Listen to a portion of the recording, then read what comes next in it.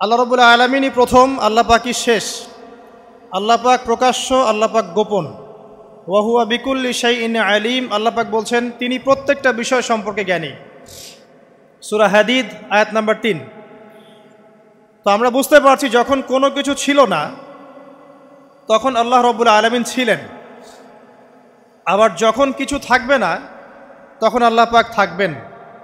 কুল্লু মান আলাইহা ফান ওয়া ইয়াবকা ওয়াজহু রাব্বিকা যুল জালালি ওয়াল ইকরাম। সমস্ত কিছু ফানা হয়ে যাবে, শুধুমাত্র আল্লাহ রাব্বুল আলামিনের সত্তা, জাত এটা বাকি থাকবে।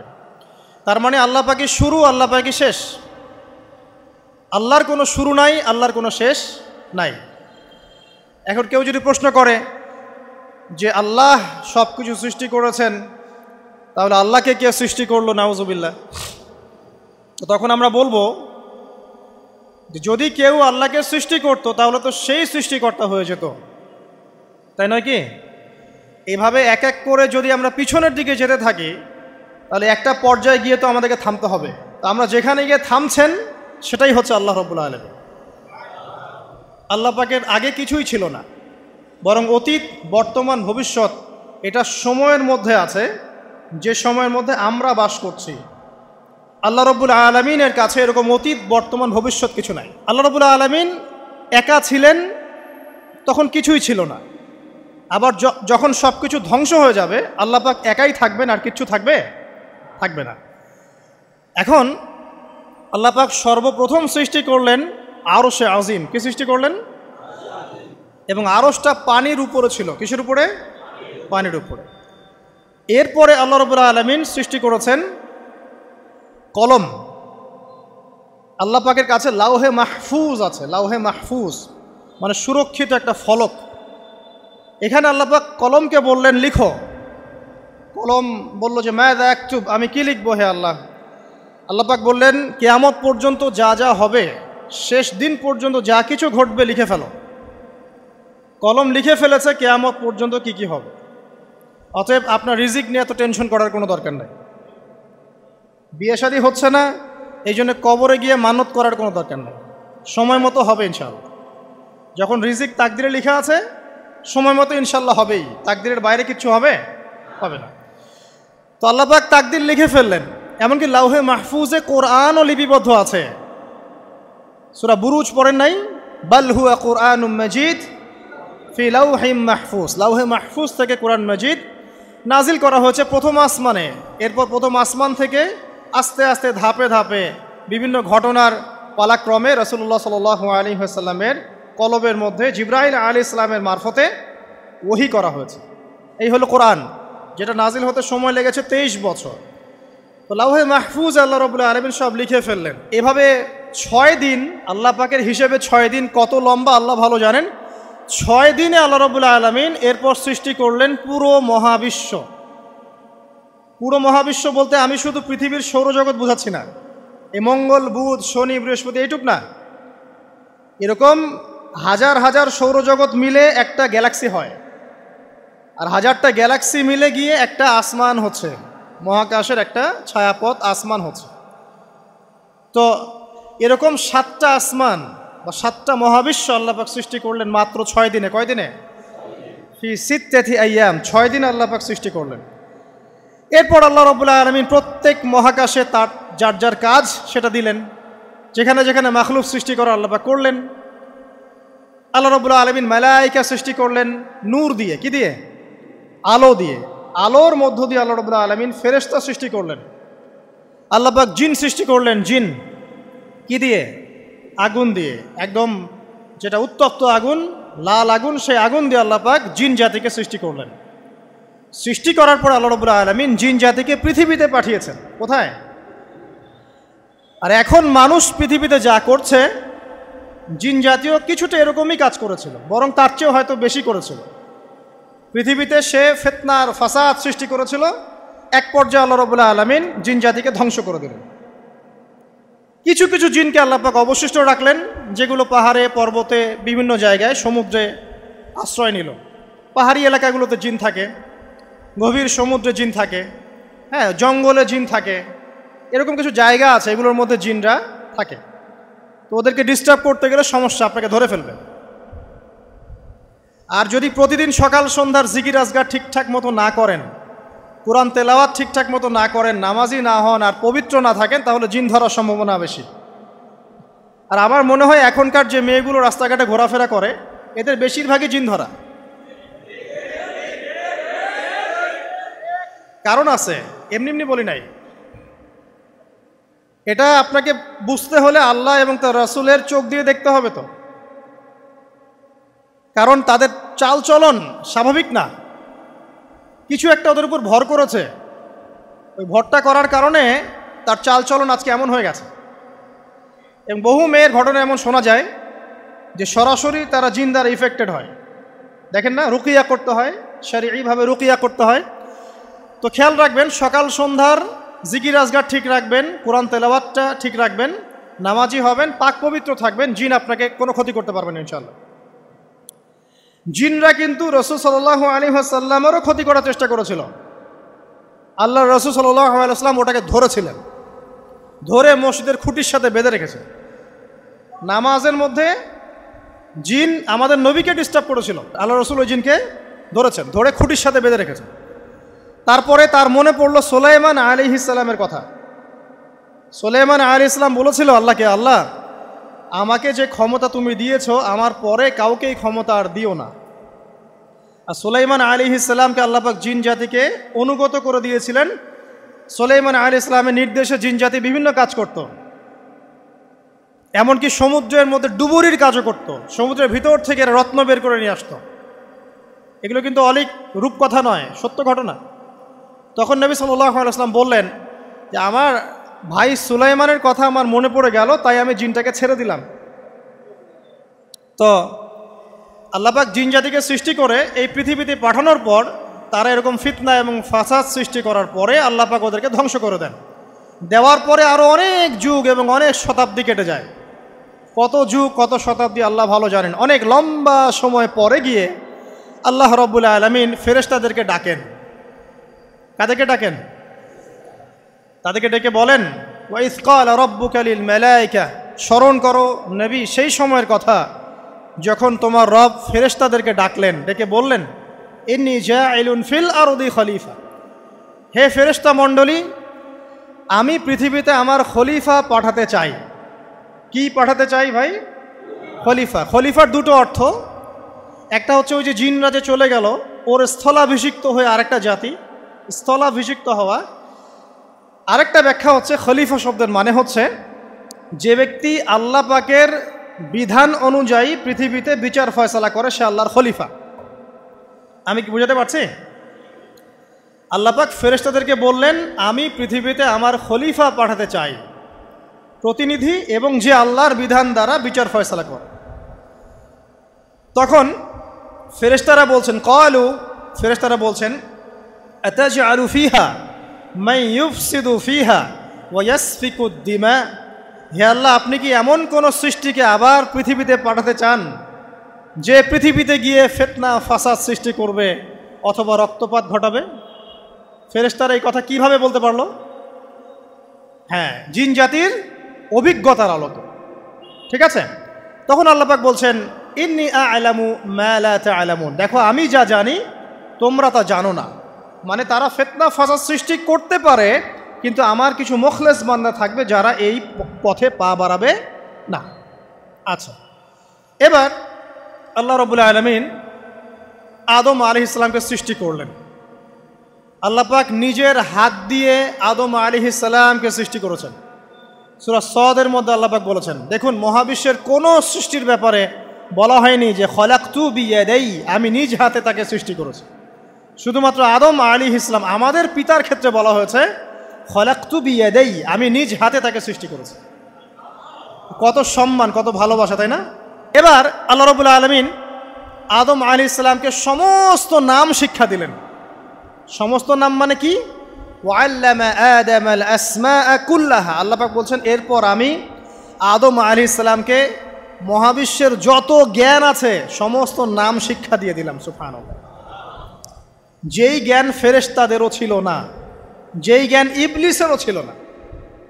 ইবলিস কিন্তু অনেক জ্ঞানী ছিল, অনেক বড় আবেদ ছিল, সে দীর্ঘদিন আল্লাহর ইবাদত করেছে, কিন্তু এই জ্ঞান কিন্তু তারও ছিল না, ফেরেশতাদেরও ছিল না। সুম্মা আরাদাহুম আলাল মালাইকা, এরপর আল্লাহ রাব্বুল আলামিন আদম আলাইহিস সালামকে ফেরেশতাদের সামনে নিয়ে আসলেন, উপস্থাপন করলেন। মহাবিশ্বের ঘটনা, এটা ঘটছে, চিন্তা করেন, এটা কিন্তু ঘটেছে আগে, অতীত। এবার সমস্ত ফেরেশতার সামনে আদম আলাইহিস সালামকে নিয়ে আসা হচ্ছে।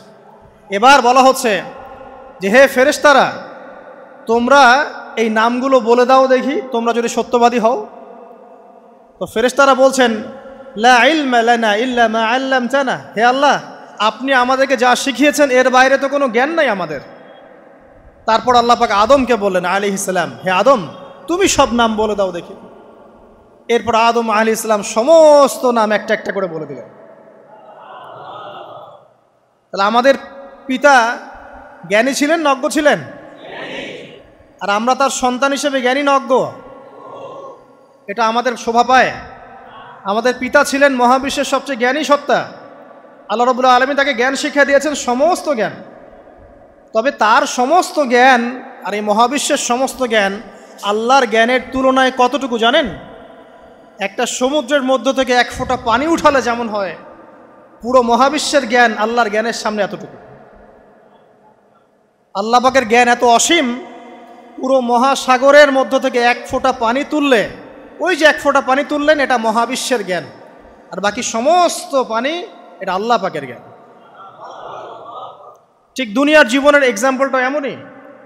একটা সাগরের মধ্যে আঙ্গুল ডুবালে, আঙ্গুল উঠালে যতটুকু পানি আঙ্গুলে বেঁধে থাকে, এটা দুনিয়া। আর পুরো মহাসাগরটাই হচ্ছে কি? আখিরাত। নবীজি বলছেন সাল্লাল্লাহু আলাইহি ওয়াসাল্লাম, একটা মৃত গাধাকে দেখে বলছেন, সাহাবীরা, তোমরা কি কেউ এই গাধাটাকে 1 দিরহামের বিনিময়ে কিনবে? কান কাটা, মৃত, গলে আছে, এই গাধাটাকে কিনবা 1 দিরহাম দিয়ে? সাহাবীরা বলছেন, মাংনা দিলেও তো কিনবো না। ইয়া রাসূলুল্লাহ, যদি ফ্রিও কেউ দেয়, বিনামূল্যে দেয়, তাও তো নিব না। তখন নবী সাল্লাল্লাহু আলাইহি ওয়াসাল্লাম বলছেন, এটাই হচ্ছে আল্লাহর কাছে দুনিয়ার এক্সাম্পল।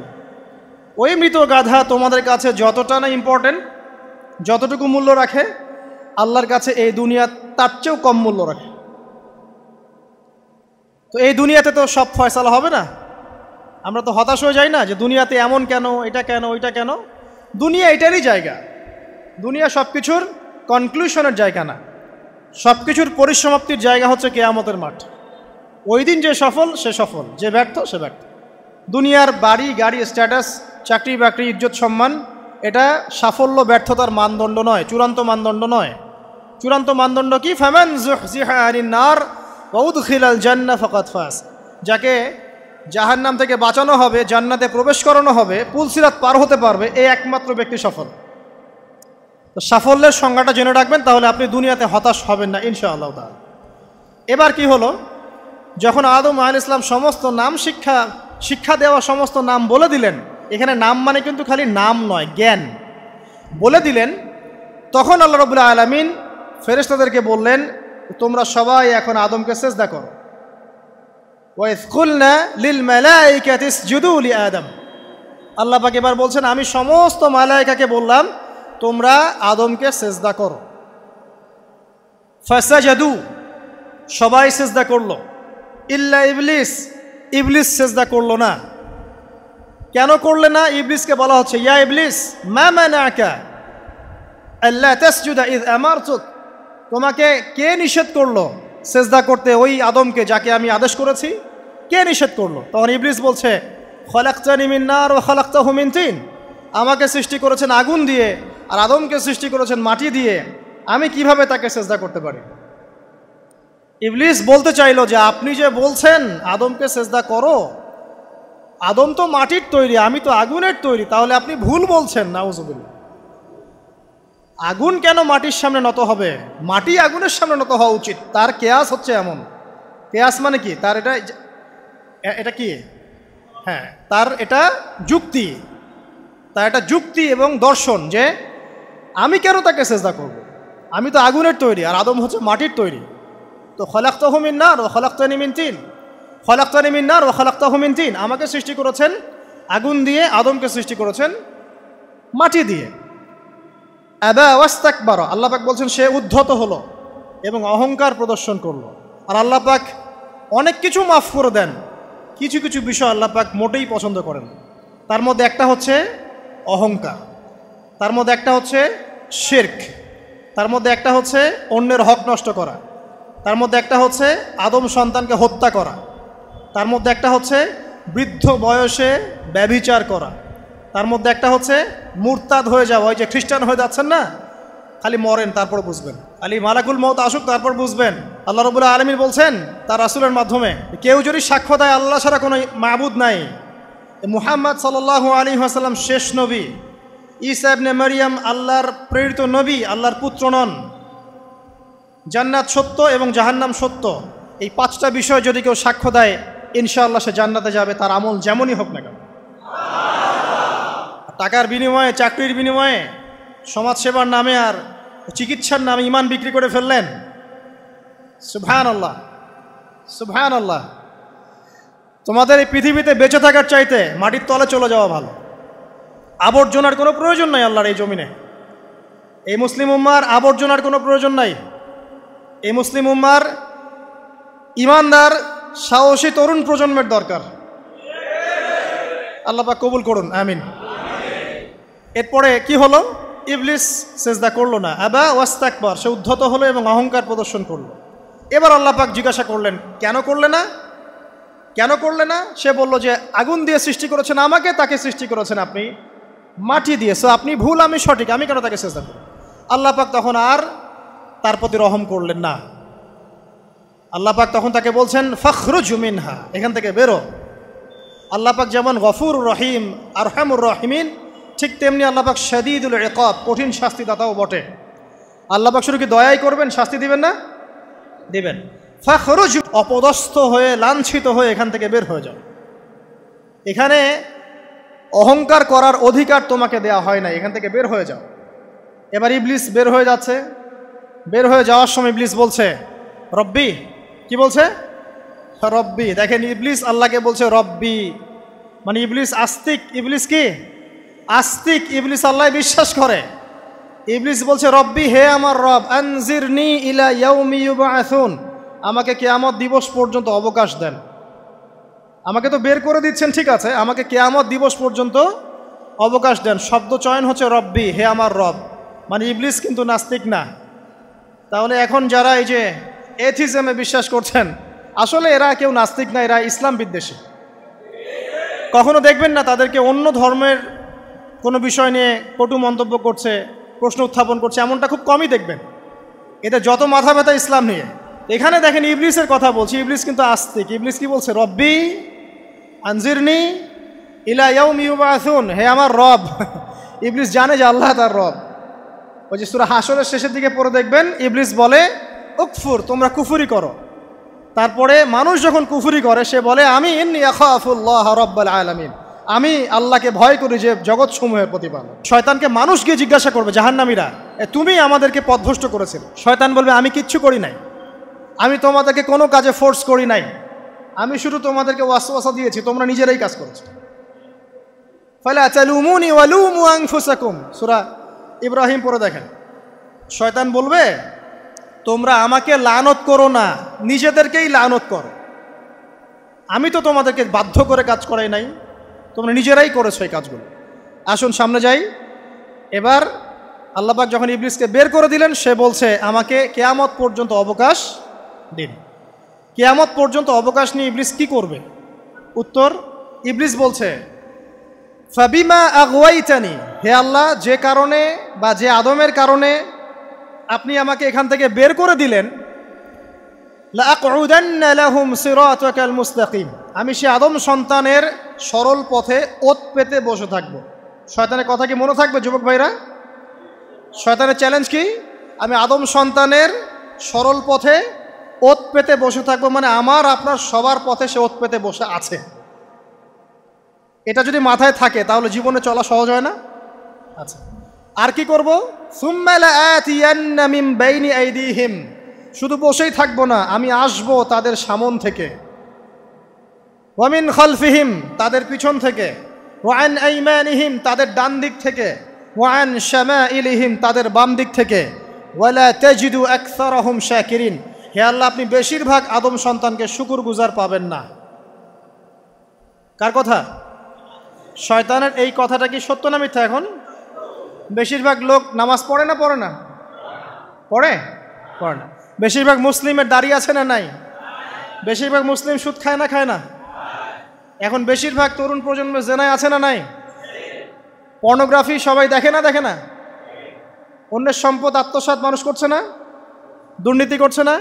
ঘুষ খাচ্ছে না? ইসলামের বিধান 100% পালন করে কত পার্সেন্ট মানুষ? খুব কম। আচ্ছা বাদ দেন এত বড় বড় কথা, শুধু কোরআনুল কারীম তেলাওয়াত করতে পারে কতজন মানুষ? বলি না আমরা 90% মুসলিমের বাংলাদেশ, তো 90% মুসলিমের বাংলাদেশে কত ভাগ মুসলিম কোরআন তেলাওয়াত করতে পারে? একটা শুমারি করে দেখেন, কোরআন শুমারি। এটা কোরআন শুমারি করে দেখেন যে কত পার্সেন্ট মুসলিম শুদ্ধ করে কোরআন পড়তে পারে। যারা পড়তে জানে তাদেরও পড়া যে কত ভুল আছে আলেম ওলামার কাছে গেলে বুঝতে পারবেন। আর এই ভুলের কারণে যে অর্থ কত পরিবর্তন হচ্ছে আপনি তো জানেনই না। তো এই যে শয়তান বলেছে ওয়ালা তাজিদু আকসারাহুম শাকিরিন, আপনি বেশিরভাগকেই শুকরগুজার পাবেন। তো কথা সত্য না মিথ্যা? দেখেন ও কিন্তু তার মিশনের মধ্যে ঠিকই আছে। কথা যে সত্য তার প্রমাণ সহিহ বুখারীর একটা হাদিস, যেটা 4 বার এসেছে বুখারীর মধ্যে, যে আদম আলাইহিস সালামকে ডাকা হবে কিয়ামতের মাঠে, ডেকে বলা হবে তোমার সন্তানদের মধ্য থেকে জাহান্নামীদেরকে আলাদা করে দাও। আদম আলাইহিস সালাম বলবেন কতজনকে আলাদা করে দিব? আল্লাহ পাক বলবেন প্রতি 1099 জনকে জাহান্নামের জন্য আলাদা করে দাও। শয়তানের কথা ঠিক না বেঠিক? এবার আল্লাহ রাব্বুল আলামিন তাকে বের করে দিলেন। ইবলিস এবার বের হয়ে গেল, চ্যালেঞ্জও করলো। এবার আল্লাহ পাক আদম আলাইহিস সালামকে ডেকে বলছে ইয়া আদম, এবার আদম আলাইহিস সালামের এই যে পাজর মানে বুকের পাজর, এখান থেকে তার সঙ্গিনীকে সৃষ্টি করা হলো। কারণ আদম আলাইহিস সালাম একাকী ছিলেন, একা কি থাকা যায়? একা থাকতে কষ্ট হয় না? একজন জীবন সঙ্গী লাগে না? তো আদম আলাইহিস সালামের এই বাম পাজরের হাড় থেকে হাওয়া আলাইহিস সালামকে সৃষ্টি করা হলো। সৃষ্টি করার পর আরও একটা ঘটনা আছে যে আল্লাহ রাব্বুল আলামিন আদম আলাইহিস সালামের পিঠের যে অংশটুকু আছে, এই অংশটুকু থেকে আগামীতে যত আদম সন্তান আসবে সবাইকে ছোট ছোট পিঁপড়ার আকৃতিতে সামনে নিয়ে দেখালেন। সুবহানাল্লাহ। যত আদম সন্তান আসবে আল্লাহ পাক সবাইকে আদমের সামনে দেখালেন এবং বললেন এই যে শুভ্র অংশ যারা, মানে সাদা অংশ যারা, তারা তোমার সন্তানদের মধ্য থেকে সবাই জান্নাতি। আর তোমার এই যে বাম পাশে যেগুলো কালো কালো ছোট ছোট আকৃতি দেখছো, এগুলো সব তোমার সন্তানদের মধ্য থেকে জাহান্নামী। আমরা দোয়া করি আমরা তাদের অন্তর্ভুক্ত না হই। এবার আল্লাহ পাক সবাইকে বললেন, সূরা আরাফের মধ্যে আসছে 182 নম্বর আয়াতে মনে হয়, আল্লাহ পাক বলেন আলাস্তু বিরব্বিকুম, হে আদমের সন্তানরা আমি কি তোমার রব নই? আমি কি তোমাদের রব নই? আলাস্তু বিরব্বিকুম, আমি কি তোমাদের রব নই? আলাস্তু বিরব্বিকুম, আমি কি তোমাদের রব নই? আমরা সবাই তখন বলেছিলাম বালা ইয়া রব্বি, অবশ্যই আপনি আমাদের রব। আমরা এখন ভুলে গেছি না? আমরা সবাই এই সাক্ষী দিয়ে আসছি রুহের জগতে। আর রুহের জগৎ বলে একটা জগৎ আছে, অনেক জগৎ আছে। রুহের জগৎ একটা, দুনিয়ার জগৎ একটা, জিন জাতির জগৎ আলাদা, বারজাখ পরকালে যে কবরে রাখার পরে বারজাখের জগৎ একটা, আর দারুল করার যেটা হবে একদম জান্নাত জাহান্নাম, ওটা আরেকটা জগৎ। এই যে মহাবিশ্ব যে সম্প্রসারিত হচ্ছে, এক এক গ্যালাক্সিতে এক একটা জগৎ না, এরকম বহু জগৎ আছে। রুহের জগতে আমরা এই ওয়াদা আল্লাহর কাছে করে এসেছি, এটাকে আহদে আলাস্তু বলে। কি বলে? আহদে আলাস্তু, মানে আলাস্তু বি রব্বিকুম, আমি কি তোমাদের রব নই? আমরা বলেছিলাম হ্যাঁ আপনি আমাদের রব। একটা মজার কথা আছে এখানে, যখন আদম আলাইহিস সালাম দেখছিলেন তার সন্তানদেরকে সাদা সাদা আকৃতি ছোট ছোট, এর মধ্যে একটা সন্তানকে দেখে, একজন সন্তানকে দেখে তার প্রচণ্ড ভালো লেগেছিল এবং তিনি অত্যন্ত সুদর্শন ছিলেন। তাকে দেখে তার প্রচণ্ড রকম ভালো লেগেছিল। আল্লাহ পাককে তিনি জিজ্ঞাসা করলেন, হে আল্লাহ আমার সন্তানদের মধ্যে একে, এই সুন্দর সন্তান কে? আল্লাহ পাক বললেন সে হচ্ছে তোমার সন্তান দাউদ। কি নাম? দাউদ আলাইহিস সালাম। আর আপনাকে বলে রাখি, আদম আলাইহিস সালামের ব্যাপারে যেমন আল্লাহ পাক বলেছেন আদম আমার খলিফা, ঠিক দাউদ আলাইহিস সালাম সম্পর্কেও আল্লাহ পাক বলেছেন দাউদ আমার খলিফা। বুঝতে পারলেন? কোথায় আছে? সূরা সদ পড়ে দেখেন। ঠিক আদম আলাইহিস সালাম সম্পর্কে আল্লাহ পাক বলেছেন না যে আমি পৃথিবীতে খলিফা পাঠাচ্ছি, ঠিক দাউদ আলাইহিস সালাম সম্পর্কেও আল্লাহ পাক বলেছেন দাউদ আমার খলিফা। ইয়া দাউদ ইন্না জাআলনাকা খলিফাতান ফিল আরদ ফাহকুম বাইনান নাসি বিল হক ওয়া লা তাত্তাবিল হাওয়া। আয়াতটা পড়ে দেখবেন, ওইদিকে আমি পরে আসছি। তো ওই সন্তানকে দেখে তার এত ভালো লাগলো, আল্লাহর কাছে তিনি জিজ্ঞাসা করছেন, হে আল্লাহ আমার এই সন্তানের হায়াত কত? আল্লাহ পাক বলছেন তোমার এই সন্তানের হায়াত হচ্ছে 60 বছর। কত বছর? 60 বছর। আর আমাদের উম্মতে মুহাম্মাদের কিন্তু গড় আয়ু এরকম 60-65, এর বেশি না গড় আয়ু। তখন আদম আলাইহিস সালাম বলেন, আল্লাহ আমার হায়াত থেকে তাকে 40 বছর দিয়ে দাও, আমার হায়াত থেকে তাকে 40 বছর দিয়ে দাও। আল্লাহ পাক তাকে 40 বছর দিয়ে দিলেন। তাই আদম আলাইহিস সালামের 1000 বছর হায়াত হয়ে গেল 960 বছর, আর দাউদ আলাইহিস সালামের 40 বছর হায়াত হয়ে গেল 100 বছর। এখন আসেন এই জায়গায় যে আদম আলাইহিস সালাম এবং দাউদ আলাইহিস সালাম দুইজনকে আল্লাহ পাক কি বলেছেন? খলিফা। খলিফা কে? খলিফা কাকে বলে? এটা একটু শুনে নি ছোট্ট করে। সূরা সদ পড়বেন 24 কি 26 নম্বর আয়াত। আল্লাহ পাক বলছেন, ইয়া দাউদ, হে দাউদ, খলিফার কাজ কি এটা শোনেন। হে দাউদ, ইন্না জাআলনাকা খলিফাতান ফিল আরদ, নিশ্চয়ই আমি আল্লাহ তোমাকে পৃথিবীতে খলিফা করেছি। কি করেছি? খলিফা করেছি। তোমার কাজ কি? ফাহকুম বাইনান নাসি বিল হক, মানুষের মাঝে আল্লাহর বিধান দ্বারা হকের মানদণ্ডে বিচার ফয়সালা করবে। তাহলে আল্লাহর খলিফার দায়িত্ব কি? আল্লাহর বিধান দ্বারা বিচার ফয়সালা করা। ওয়ালা তাত্তাবিল হাওয়া, তুমি নিজের প্রবৃত্তির অনুসরণ করবে না। ফায়ুদিল্লাকা আন সাবিলিল্লাহ, তাহলে তোমাকে এটা সরল পথ থেকে বিচ্যুত করে দেবে। ইন্নাল্লাযীনা ইউদিল্লুনা আন সাবিলিল্লাহ, নিশ্চয় যারা আল্লাহর পথ থেকে বিচ্যুত হয়ে যায়, লাহুম আযাবুন শাদীদ, তাদের জন্য কঠিন শাস্তি আছে। বিমা নাসু ইয়াউমাল হিসাব, এই কারণে যে তারা হিসাবের দিনটা ভুলে গেছে। এই আয়াত থেকে খলিফার ফাংশন বুঝতে পারলেন? খলিফার ফাংশন কি? আপনি যা ইচ্ছা তাই ফয়সালা করবেন, নিজের মন গড়া যা ইচ্ছা রচনা করবেন। ফাহকুম বাইনান নাসি বিল হক, মানুষের মধ্যে হকের মানদণ্ডে বিচার ফয়সালা করো। হকটা কি জিনিস?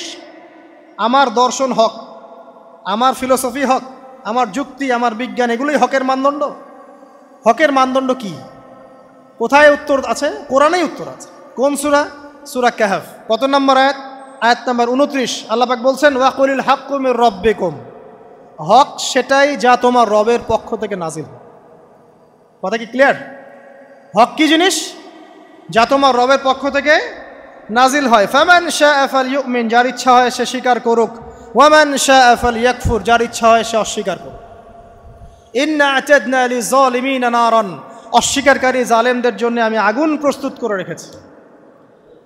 তো এখানে আপনি হকের সংজ্ঞা পেলেন এবং হকের মানদণ্ডে বিচার ফয়সালা করলে পরে খলিফা হয়। যদি আল্লাহ পাকের হকের মানদণ্ডে কেউ ফয়সালা না করে সে আল্লাহর খলিফা নয়, সে শয়তানের খলিফা।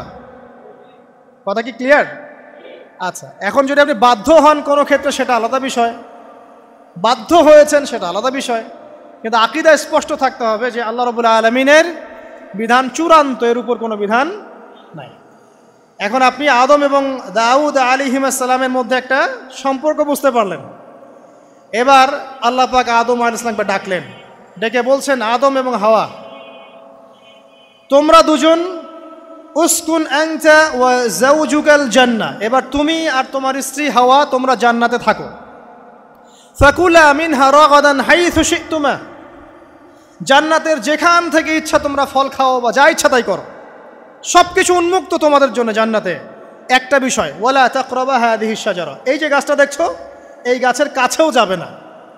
এখানে শব্দ এমন না যে গাছের ফল খাবে না, শব্দ হচ্ছে এমন গাছের কাছেও যাবে না। যেমন ওয়ালা তাকরাবু জিনা, জেনা করবে না আল্লাহ পাক বলেননি, বলেছেন জেনার কাছেও যাবে না। ওয়ালা তাকরাবু মাল আল ইয়াতিম, ইয়াতিমের মাল খাবে না আল্লাহ পাক বলেন নাই, আল্লাহ বলছেন ইয়াতিমের মালের কাছেও যেও না। আমি কি বুঝাতে পারছি? এই গাছের কাছেও যেও না। এবার জান্নাতে তারা থাকতে লাগলেন। এবার ইবলিস তো আর হাল ছেড়ে দেয় নাই, সে কি বলেছিল? ডান বাম সামন পিছন সব দিক থেকে আসবে। সে এসে ওয়াসওয়াসা দেয়। কি ওয়াসওয়াসা দেয়? হে আদম, হাল আদুল্লুকা, আমি কি তোমাকে বলে দিব, আলা শাজারাতিল খুলদ ওয়া মুলকিন লা ইয়াবলা, হে আদম আমি কি তোমাকে বলে দিব এমন একটা গাছের কথা যেই গাছের ফল খেলে পরে তুমি চিরস্থায়ী জীবন লাভ করবে, কোনো দিন মারা যাবে না। এই চিরস্থায়িত্বের টোপ দিচ্ছে কে? এই চিরস্থায়ী ক্ষমতার টোপে মানুষ পথ হারাচ্ছে না পৃথিবীতে।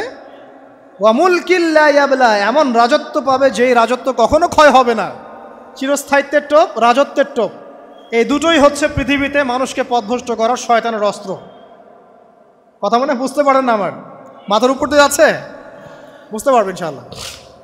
তো টোপ দিচ্ছে দুইটা, হাল আদুল্লুকা আলা শাজারাতিল খুলদ ওয়া মুলকিন লা ইয়াবলা। করতে করতে করতে করতে একদিন সত্যি সত্যি আমাদের পিতামাতা সেই গাছের কাছে চলে গেলেন। যখনই চলে গেলেন, ফালাম্মা যাকা শাজারা, যখন তারা গাছের কাছে চলে গেলেন, বাদাত লাহুমা সাওআতিহিমা, তাদের পরনে যে জান্নাতি কাপড় ছিল ধাপাস করে খুলে পড়ে গেল। ইন্না লিল্লাহি ওয়া ইন্না ইলাইহি রাজিউন। আমাদের পিতামাতাকে পুরো মহাবিশ্বে ফেরেশতাদের সামনে জান্নাতে নগ্ন করে দিল ইবলিস। আমি মনে বুঝাতে ব্যর্থ হচ্ছে। আমাদের পিতামাতাকে জান্নাতে ফেরেশতাদের সামনে, সবার সামনে নগ্ন করে কাপড় খুলে ফেললো কে? ইবলিস। তো এখন যে কাপড় খোলার সংস্কৃতি চলছে, কারা এরা? ওরা জিন শয়তান, এগুলো মানুষ শয়তান। শয়তান দুই প্রকার, মিনাল জিন্নাতি ওয়ান নাস, জিন শয়তান আর মানুষ শয়তান। ওই জিন শয়তান এদেরকে ওয়াসওয়াসা দিয়ে দিয়ে নগ্ন করেছে। এরা এখন নগ্নতার আন্দোলন শুরু করেছে এবং আমি জানি কয়দিন পর এটা বিকিনি পরেও ঘুরবে। অবাক হচ্ছেন? কিয়ামতের আলামতের মধ্যে অন্যতম হচ্ছে মানুষ রাস্তার ধারে ধারে জেনা করবে, রাস্তার মোড়ে মোড়ে জেনা হবে। তখনকার সবচেয়ে ভালো মানুষ হবে সেই ব্যক্তি যে গিয়ে বলবে যে বাবা তোমরা জেনা করছো করছো, এই দেয়ালের পিছনে গিয়ে করতে পারলা না। সে হবে সবচেয়ে ভালো মানুষ। তো এই যে কাপড় খোলার সংস্কৃতি শুরু হয়েছে, এটা কার সংস্কৃতি? বাদাত লাহুমা সাওআতিহিমা। আল্লাহ পাক আরো বলছেন, ইয়া বানি আদম, হে আদম সন্তান, লা ইয়াফতিনান্নাকুমুশ শাইতান, শয়তান যেন তোমাদেরকে ফিতনায় ফেলতে না পারে। কামা আখরাজা আবাওয়াইকুম মিনাল জান্নাহ, ঠিক যেভাবে শয়তান তোমাদের পিতা মাতাকে জান্নাত থেকে বের করে দিয়েছিল। আর কি করেছিল? কামা আখরাজা আবাওয়াইকুম মিনাল জান্নাহ ইয়ানজিউ আনহুমা লিবাসাহুমা, শয়তান তোমাদের পিতা মাতার লেবাস পোশাক খুলে ফেলেছিল। ঠিক এভাবেই যেন পৃথিবীতে শয়তান তোমাদেরকে ফিতনায় ফেলতে না পারে, আল্লাহ পাক সতর্ক করছেন। এখন কি বুঝতে পারছেন? এই নগ্নতার যে 6 লাভ, নগ্নতা, অশ্লীলতা, পর্নোগ্রাফি, বেহায়াপনা, ফ্রি মিক্সিং, নারীদেরকে নগ্ন করে রাস্তায় বের করে নিয়ে আসা, এগুলো কার এজেন্ডা? শয়তানের এজেন্ডা। এর উপর কোনো কথা নাই, কারণ কোরআনের উপর কোনো সত্য নাই। এগুলোর উপরে কোনো কথা হবে না, বিকজ কোরআনের উপর কোনো সত্য নাই। আছে? নাই। কোরআনে আল্লাহ পাক বলেছেন যে শয়তান ফিতনায় ফেলেছিল, ইয়ানজিউ আনহুমা লিবাসাহুমা, শয়তান তোমাদের পিতামাতার লেবাস খুলে ফেলে দিয়েছিল। ওয়া তাফিকা ইয়াখতিফানি আলাইহিমা মিন ওয়ারাকিল জান্নাহ, তখন আমাদের পিতামাতা জান্নাতের গাছের যে এই যে পাতাগুলো আছে এগুলো ছিঁড়ে ছিঁড়ে লজ্জাস্থান ঢাকতে লাগলেন। ইন্না লিল্লাহ। আমাদের পিতামাতার কি দুর্দশা হয়েছিল, আমাদের পিতামাতার কি দুর্দশা, কি লজ্জা হয়েছিল তখন। চিন্তা করে দেখেন, শয়তান কাপড় খুলে ফেলে দিয়েছে। আর আমাদের পিতামাতা, আমাদের মা, আমাদের বাবা জান্নাতের এই যে পাতাগুলো ছিঁড়ে ছিঁড়ে গায়ের লজ্জাস্থান ঢাকা শুরু করেছেন। কি পরিমাণ লজ্জা চিন্তা করেন। আপনাকে যদি এখানে কেউ নগ্ন করে ফেলে এবং আপনি যদি না চান বিষয়টা, সবাই জোর করে আপনার কাপড় খুলে ফেলে, আপনার কেমন লাগবে? কেমন লাগবে? এই ঘটনা ঘটেছে মহাবিশ্বে, শয়তান ঘটিয়েছে। এরপর আল্লাহ পাক ডাকলেন, ডেকে বলছেন, ইয়া আদম, হে আদম, আলাম আনহাকুমা আন তিলকুমা শাজারা, হে আদম আমি কি তোমাদেরকে দুজনকে নিষেধ করি নাই যে গাছের কাছে যাবে না? আমি কি তোমাদের দুইজনকে নিষেধ করি নাই যে তোমরা গাছের কাছে যাবে না? তখন আদম আলাইহিস সালাম বুঝতে পারলেন যে তারা একটা বড় ভুল করে ফেলেছে। তারপর আল্লাহ রাব্বুল আলামিন দয়া পরবশ হয়ে আদম এবং হাওয়া আলাইহিস সালামকে কালিমা শিক্ষা দিলেন, তওবার কালিমা, যেই কালিমা দিয়ে তারা তওবা করতে পারেন। সেই কালিমা হচ্ছে রব্বানা যালামনা আনফুসানা ওয়া ইল্লাম তাগফির লানা ওয়া তারহামনা লানাকুনান্না মিনাল খাসিরিন। এই দোয়া শিখে নিয়ে আদম এবং হাওয়া আলাইহিস সালাম তওবা করলেন। আল্লাহ পাক তাদের তওবা কবুল করে মাফ করে দিলেন। কিন্তু জান্নাতে আর থাকা হলো না। আল্লাহ পাক বলেন, কুল নাহবিতু মিনহা জামিআ, এবার তোমরা সবাই মিলে এখন পৃথিবীতে নেমে যাও। আল্লাহ মাফ করে দিলেন, কিন্তু তোমরা এখন পৃথিবীতে নেমে যাও, জান্নাতে আর থাকা হবে না। খেয়াল করে দেখেন, ইবলিসও আল্লাহর আদেশ মানে নাই। আল্লাহ বলেছেন সেজদা করো, ইবলিস কিন্তু করে নাই। আবার আমাদের পিতা আদম আলাইহিস সালামকে আল্লাহ পাক বলেছেন গাছের কাছে যেও না, তারা চলে গেছেন। দুটোই কি অবাধ্যতা নয়? তাহলে ইবলিসকে চিরস্থায়ী জাহান্নামী করা হলো, আদম সন্তানকে কেন করা হলো না? উত্তর, আদম সন্তান আদম আলাইহিস সালাম তওবা করে ফিরে এসেছে, ইবলিস আসে নাই। তাই আমাদের দ্বারা পদে পদে ভুল হবেই, তওবা করে ফিরে আসলেই গুনাহ মাফ ইনশাআল্লাহ। আর যদি ইবলিসের মতো গুনার উপর গুনাহ করতেই থাকেন আর বলেন যে আমি ঠিক কাজ করছি, তাহলে ইনশাআল্লাহ ওই যে জাহান্নাম অপেক্ষা করছে। ইবলিসকে আল্লাহ পাক বললেন যে তুমি এবং তোমার অনুসারী যারাই থাকবে সবাইকে দিয়ে লাআমলাআন্না জাহান্নামা মিনকুম আজমাইন, তোমাদের সবাইকে দিয়ে আমি জাহান্নাম পরিপূর্ণ করব। নাউযুবিল্লাহ। এবার সবাই পৃথিবীতে নেমে আসলো। পৃথিবীতে এসেই কি আল্লাহ পাক ছেড়ে দিলেন? না। আল্লাহ রাব্বুল আলামিন বলছেন কুল নাহবিতু মিনহা জামিআ, তোমরা পৃথিবীতে নেমে যাও।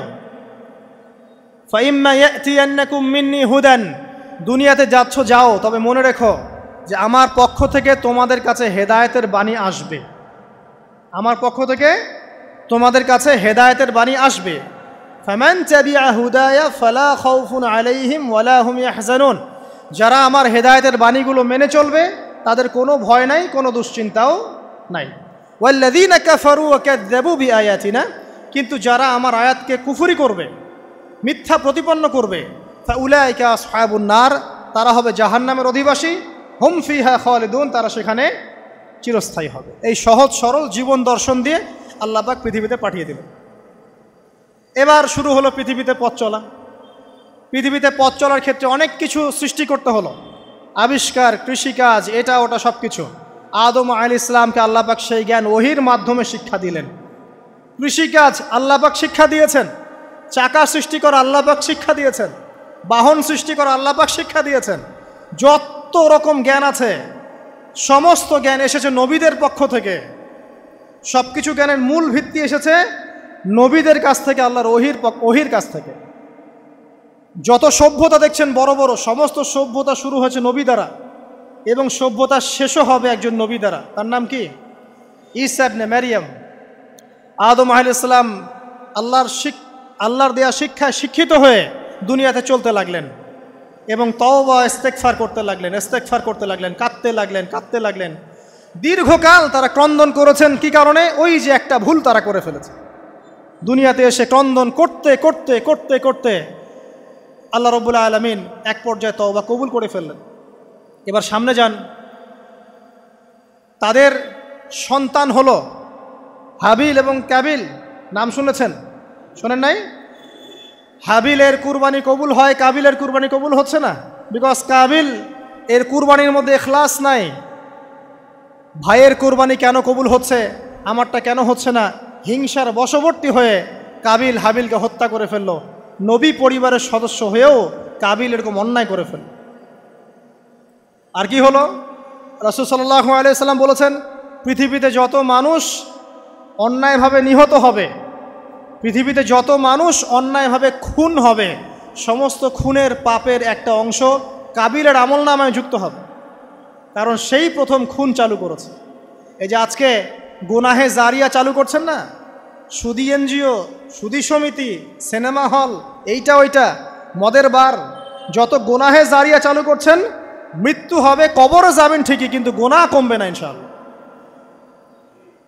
মনে করেন একজন নগ্ন ছবিতে অভিনয় করেছে, ঠিক আছে, এখন নাই পৃথিবীতে, বা কেউ অশ্লীল গান বাজনা করে দুনিয়া থেকে বিদায় নিয়েছে, দুনিয়াতে তার গান এখনও বাজছে, সে কবরে শুয়ে শুয়েই সেই গোনাগুলো পাচ্ছে।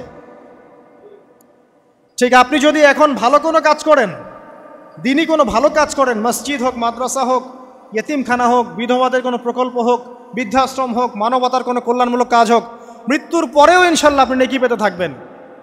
সদকায়ে জারিয়া আর গুনাহে জারিয়া ভালো করে বুঝবেন। একটা গুনাহ করে মাফ নেওয়া আলাদা বিষয়, আর গুনাহ চলতে থাকাটা আর একটা বিষয়। আল্লাহ আমাদেরকে হেফাজত করুন, আমিন। নবী পরিবার এগিয়ে গেল এবং তাদের সময়ে তারা শুধু ক্রন্দন করেছেন, ইবাদত করেছেন, আল্লাহর কাছে ইস্তেগফার করেছেন এবং ওই যে জান্নাতে ফিরে যাওয়ার জন্য তারা আপ্রাণ চেষ্টা করেছে। এক পর্যায়ে আদম আলাইহিস সালামের বয়স যখন 960 বছর হলো, আল্লাহ রাব্বুল আলামিন তাকে ওফাত দিলেন, তার ইন্তেকাল হয়ে গেল। ইন্না লিল্লাহি ওয়া ইন্না ইলাইহি রাজিউন। এরপরেও নবী পরিবার চলতে লাগলো, চলতে চলতে পরবর্তীতে আসলেন নূহ আলাইহিস সালাম, তারপরে ইব্রাহিম, আদ জাতি, তারপর সামুদ, তারপরে শুআয়ব, কওমে মাদিয়ান, মূসা, দাউদ, সুলাইমান, ইসহাক, ইয়াকুব। নবী পরিবার চলতেই লাগলো। এক পর্যায়ে ঈসা আলাইহিস সালামের পরে মুহাম্মদ সাল্লাল্লাহু আলাইহি ওয়াসাল্লামের মধ্য দিয়ে নবীদের সিলসিলা আল্লাহ পাক শেষ করে দিলেন। এভাবেই সভ্যতা এগিয়ে গেছে, এভাবেই আমাদের পিতামাতার হাত ধরে জ্ঞান পৃথিবীতে এসেছে। এবং ওই যে শয়তানের মিথ্যা প্রলোভন, প্রতারণা, এর ফলশ্রুতিতে ওই যে আমাদের পিতামাতার গা থেকে কাপড় খুলে পড়ল, আল্লাহ পাক রাগান্বিত হয়ে সবাইকে দুনিয়াতে নামিয়ে দিলেন, ইবলিসকে চিরস্থায়ী জাহান্নামী ঘোষণা করলেন। কিন্তু আমাদের পিতামাতার ক্রন্দন, তওবা, ইস্তেগফার, আমলের বদৌলতে, আল্লাহর রহমতে আল্লাহ পাক পিতামাতাকে মাফ করে দিলেন, আলহামদুলিল্লাহ। এভাবেই মানব জাতি এগিয়ে যাচ্ছে। আজকে আমরা এই পর্যায়ে পর্যন্ত এসেছি। আদম আলাইহিস সালামের এই সংক্ষিপ্ত জীবনী থেকে আমরা কি শিখলাম? আমরা শিখলাম যে আল্লাহ রাব্বুল আলামিন অনেক ভালোবেসে, অনেক মহব্বত করে, মমতা দিয়ে, মায়া দিয়ে নিজের হাতে আমাদের পিতাকে সৃষ্টি করেছেন। এক। দুই, আমাদের পিতাকে আল্লাহ রাব্বুল আলামিন তার পক্ষ থেকে জ্ঞান শিক্ষা দিয়েছেন। এই কারণে আদম সন্তানরা জন্ম থেকেই দেখবেন কিছু না কিছু জ্ঞানী হয়েই থাকে। জ্ঞান আপনার ডিএনএর মধ্যে থাকেই। আল্লাহ রাব্বুল আলামিন আদম আলাইহিস সালামের মধ্যে রূহ ফুঁকে দিয়েছেন। আল্লাহ রাব্বুল আলামিন আদম আলাইহিস সালামকে জান্নাতে রেখেছেন। আল্লাহ রাব্বুল আলামিন গাছের কাছে যাওয়ার পরেও তওবা ইস্তেগফারের মধ্য দিয়ে তাকে মাফও করে দিয়েছেন। আল্লাহ রাব্বুল আলামিন আদম এবং হাওয়া আলাইহিস সালামের মধ্য দিয়ে এই পৃথিবীতে মানব জাতির সিলসিলা অব্যাহত রেখেছেন। এবং কিয়ামত পর্যন্ত যত আদম সন্তান আসবে তাদের জন্য আল্লাহ পাক তার পক্ষ থেকে হেদায়েত প্রেরণ করেছেন। এক যুগে তাওরাত এসেছে, কখনো জাবুর, কখনো ইনজিল, কখনো কোরআন। সর্বশেষ টেস্টামেন্ট হিসেবে কোরআন এসেছে। এখন যদি এই ওয়াহির বাণী, কোরআন এবং এর ব্যাখ্যা হাদিস আমরা মেনে চলি, ইনশাআল্লাহ তাআলা আমরা আবার সেই জান্নাতে ফিরে যাব যেখান থেকে আমাদেরকে নামিয়ে দেওয়া হয়েছে। আর যদি আমরা কোরআন এবং হাদিস বা আল্লাহর ওয়াহির পরোয়া না করি, এর আলোকে জীবন না গড়ি, তাহলে ওই ইবলিসের সাথেই আমাদেরকে জাহান্নামে থাকতে হবে, নাউযুবিল্লাহ। আল্লাহ রাব্বুল আলামিন আমাদের সবাইকে কোরআন এবং সুন্নাহ, আল্লাহর ওয়াহি মেনে চলার তৌফিক দান করুন এবং ইবলিসের খপ্পর থেকে আল্লাহ পাক আমাদেরকে বাঁচিয়ে রাখুন। ইবলিসের যত এজেন্ট আছে, ওদের যে দুরভিসন্ধি, ষড়যন্ত্র এবং শয়তানি ফাঁদ, এগুলো থেকে আল্লাহ পাক আমাদেরকে, আমাদের মা বোনদেরকে, আমাদের পরিবারের সদস্যদেরকে, আমাদের সমাজকে, রাষ্ট্রকে আল্লাহ পাক হেফাজত করুন, বাঁচিয়ে রাখুন, আমিন।